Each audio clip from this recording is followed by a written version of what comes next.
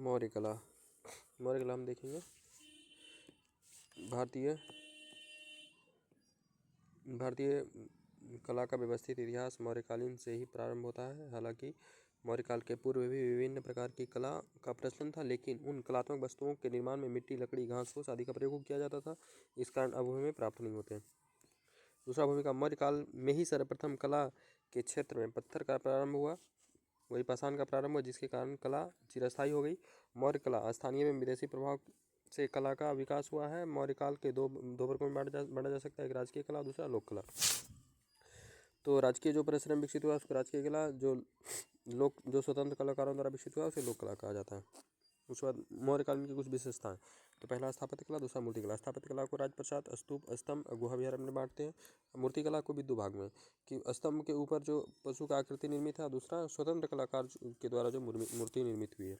स्थापत्य कला के को तीन भाग में बांट के देखेंगे हम, कि एक तो पहले कहाँ अवस्थित है, कौन कौन विद्वान के बारे में क्या क्या बोला है, और संरचनात्मक विशेषता ना, किसकी विशेषता क्या है, संरचनात्मक। अवस्थिति देखते हैं। ये बिहार के कुम्हरार के पटना में है ना। विभिन्न उल्लेख, सिरियन यात्री चंद्रगुप्त मौर्य के राजप्रसाद की भव्यता का मुकाबला जो नसूसा और एक बताना से स्थित राजप्रसाद से भी नहीं कर सकते, ऐसा बोलता है। फायान द्वितीय के समय था और ये कहता है देव निर्मित था राजप्रसाद। पतंजलि भी इसके मतलब प्रशंसा कर चुके हैं। उसके बाद संरचना विशेषता देखते हैं। तो राजप्रसाद के भीतर कई विशाल कक्षाओं के एक 80 स्तंभों वाला सभा भवन मतलब उल्लेखनीय है। इसकी छत में फर्श लकड़ी के बने हुए थे। पाटलिपुत्र नगर, मेगास्थनीज द्वारा अपनी पुस्तक इंडिका में नगर की विशालता एवं नगर नियोजन की व्याख्या की गई है। उसके बाद है संरचनात्मक विशेषता। प्राचीर मतलब दुर्ग था, बीच में तीर चलाने के लिए खाली जगह छोड़ी गई थी। 60 फीट गहरा और 600 फीट चौड़ी खाई थी। नगर में प्रवेश हेतु कुल 64 द्वार थे। स्तंभ मुख्य रूप से अशोक द्वारा धम्म के प्रचार हेतु भारतीय उपमहाद्वीप के विभिन्न भागों में स्थापित किया गया थे। दो प्रकार के थे, एक तो लिपिबद्ध, दूसरा सादे स्तंभ। सादा स्तंभ बसाड़ रामपुरबा अवस्थित जगहों से मिलता है। और उसके बाद संरचनात्मक विशेषता। एकास्त्र पत्थर द्वारा निर्मित है, अधिकांश लाल बलुआ पत्थर से निर्मित है, जो मथुरा से मंगाया जाता था। उसके बाद है स्तंभ गोलाकार है, जैसे देखते हैं। ये स्तंभों की लंबाई 20 से 50 फीट है, ये 20 से 50 फीट है और लगभग 50 टन इसका वजन है। स्तंभों के चमकदार पॉलिश से इसका मतलब पॉलिश किया गया है। स्तंभों की संरचना, तो इसको हम कहते हैं तना, और ये है आपका मेखला, और ये उल्टा कमल के ऊपर है कंठ के ऊपर पशु बैठा है चौकी पर। उसके बाद है शीर्ष पर कंठ के ऊपर चौकी के आकार निर्मित पशु आकृति है ना। उसके बाद स्तूप। मौर्य काल से पूर्व भी स्तूपों का निर्माण होता रहा है, परंतु मौर्य काल के स्तूपों के व्यवस्थित तथा संरचनात्मक स्वरूप विकसित हुआ है। स्तूप बौद्ध धर्म के रूप है। स्तूप बौद्ध कला के रूप है, जिनमें कि बौद्ध अवशेषों प्रतीकों की पूजा की जाती थी। उसके बाद बौद्ध ग्रंथ के अनुसार अशोक 84,000 स्तूप बनवाए थे, जिसमें सांची, भरहुत, राजगिर के स्तूप उल्लेखनीय है। इसमें हम यदि स्तूपों की संरचना का देखें तो ये गोलाकार अंड है। इसके ऊपर ये जो बना है ये इसको कहते हैं हर्मिका। इसके ऊपर ये 3 तीर जिसमें है उसको यष्टि कहते हैं। एक द्वार है जिसको तोरण द्वार कहते हैं, जो चारों तरफ से घेरा लगा है उसको वेदिका कहते हैं। जहाँ लोग चारों तरफ चक्कर लगाते हैं उसे प्रदक्षिणा पथ कहते हैं। चक्कर लगाता है उसके ऊपर भी एक घेरा रहता है जिसको मेघी कहते हैं। तो तोरण द्वार हो ही गया, जो मुख्य प्रवेश द्वार होता है वेदिका। तो देखिए ये चारों तरफ से घेरा होता है। मौर्यकालीन में सांची स्तूप वेदिका लकड़ी द्वारा निर्मित होती, लेकिन शुंग वंश के पुष्यमित्र शुंग ने इसे पत्थर का बनाया। प्रदक्षिणा पथ जिसके चारों ओर परिक्रमा करते हैं मेघी। चबूतरा जिस पर अंडाकार वो जो गुम्बद अवस्थित होता है। उसके बाद अंड तो जान ही रहे, जिसके अंदर छत ईंटों से तथा बाहरी पक्की ईंटों से निर्मित किया जाता है। हर्मिका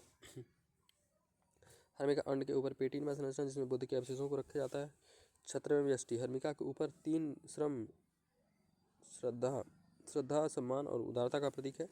उसके बाद बिहार का बौद्ध स्तूप बिहार या गुफा, तो इसमें भी अवस्थिति दिखेंगे और संरचनात्मक विशेषता दिखेंगे। इसका संरचना कैसा है ना। तो संरचनात्मक विशेषता बिहार मौर्य अवस्थिति पहले देखते हैं। बिहार के मौर्य कालीन कला के अंतर्गत बौद्ध भिक्षुओं का निवास स्थल हेतु इसको चट्टानों को काटकर बनाया गया है गुफा विहार है ना। उसके बाद ये सुदामा कर्ण चौपड़, ये अशोक बनवाया है, ये बराबर की पहाड़ी गया में है। उसके बाद दशरथ द्वारा कुछ बनाया गया है, गोपी लोमस और वर्तिका। इसकी विशेषता देखते हैं। 2 कमरों वाला था, आयताकार मतलब आकार चतुर्भुजाकार था, बेलनाकार छत है, दीवार व छत पर पॉलिश की गई थी और ये लकड़ी, जो दरवाज़ा था वो लकड़ी का बना हुआ था। मूर्तिकला, स्तंभ के ऊपर जो पशु आकृति और स्वतंत्र निर्मित कलाकारों द्वारा। तो मूर्तिकला, हड़प्पा से मूर्तिकाल के प्रारंभिक साक्ष्य माने जाते हैं, लेकिन मूर्तिकला का व्यवस्थित प्रमाण मौर्यकालीन से ही मिलता है। स्तंभ के ऊपर पशु की आकृति, ये राजकीय कला मूर्तिकला का प्रमाण है। जो स्तंभों के भाग हैं, इन पशु की आकृति संरचना सर्वाधिक उत्कृष्ट है, जिसमें सिंह, बैल और हाथी की मूर्तियाँ दिखाई पड़ती है। स्तंभ की आकृति वाले स्तंभों में सर्वप्रमुख सारनाथ का स्तंभ बना, यह सिंह का आकृति है, जिसकी विशेषता 4 सिंह एक दूसरे से पीठ सटाए हुए चारों ओर बैठे हुए चौकी पर निर्मित है। जो 4 पशु, बैल, यहाँ ये चौकी है और चौकी पे 4 पशु है। कौन कौन? इसको एच एम होम कहते हैं। तो हॉर्स हो जाएगा, ऑक्स हो जाएगा, और हॉर्स, ऑक्स, लायन, HOLE हो जाएगा, लायन और एलिफेंट। उसके बाद इन मूर्तियों के मध्य एक चक्र है, जो आकृति है, जो बुद्ध के जीवन चरणों को वर्णित करता है, जो चक्र है। उसके बाद चक्र में 24 तीलियाँ हैं, जो जिसे भारतीय राष्ट्रीय चिन्ह के ध्वज के रूप में भी स्थान दिया गया है। उसके बाद कुछ उदाहरण इसके कि कहाँ कहाँ अवस्थित है। जैसे बिहार में लौरिया नंदनगढ़, लौरिया रेराज, रामपुरवा, बसाड़, ये सब ये हैं। इसको उदाहरण उत्तर प्रदेश में संकिसा का अभिलेख है। उसके बाद है स्वतंत्र कलाकारों द्वारा निर्मित कुछ मूर्तियाँ। लोक कला में भारतीय जनजीवन के विभिन्न पक्षों का अंकन मिलता है। इन मूर्तियों में यक्ष यक्षिणी के मूर्ति का विशेष चर्चा मिलती है, जो लोक जीवन के प्रचलित प्रतीकों के रूप में सूचक लोक धर्म के आधार हैं। यह मान्यता है कि इन्हीं मूर्तियों को आगे चलकर देवी देवताओं मूर्तियों का निर्माण का परंपरा शुरू हुआ। पॉलिश, चमकदार पॉलिश एवं जीवंत अभिव्यक्ति यक्ष यक्षिणी का महत्वपूर्ण विशेषता है। विभिन्न भागों के पक्ष यक्ष यक्षिणी उसके बाद देखते हैं, जैसे कि दीदारगंज से यक्षिणी का मूर्ति मिला है, बेसनगर मध्य प्रदेश से यक्षिणी का मूर्ति मिला है, उसके बाद परखम से मथुरा यक्ष का मूर्ति, राजघाट से यक्ष का मूर्ति मिला है। उसके बाद अन्य रह देते हैं। उसके बाद मौर्य काल में राजकीय कला के साथ साथ लोक कला के स्वतंत्र कलाकारों के द्वारा भी विकसित हुआ। जैसे सिक्का, मौर्य वंश का अधिकांश सिक्का चांदी, लेकिन कुछ कॉपर के भी प्राप्त हुए हैं। वे पंचमार्क के कसारपन के थे। इस पर चिन्ह हाथी पर्वत आदि के थे। मौर्य काल मूर्तियों का शुरू प्रारंभिक स्तर रहा है। आगे चलकर मथुरा एवं गांधार कला में मानव निर्मित मूर्तियों का निर्माण व्यवस्थित रूप से व्यापक होने लगा। मौर्यकालीन मूर्तियों के विकास की दृष्टि से अपना महत्वपूर्ण स्थान रखती है ना। आलोचना आदि करना हो तो क्या करेंगे? भूमिका देंगे, पक्ष और विपक्ष में तर्क देंगे, उस पर समीक्षा करेंगे।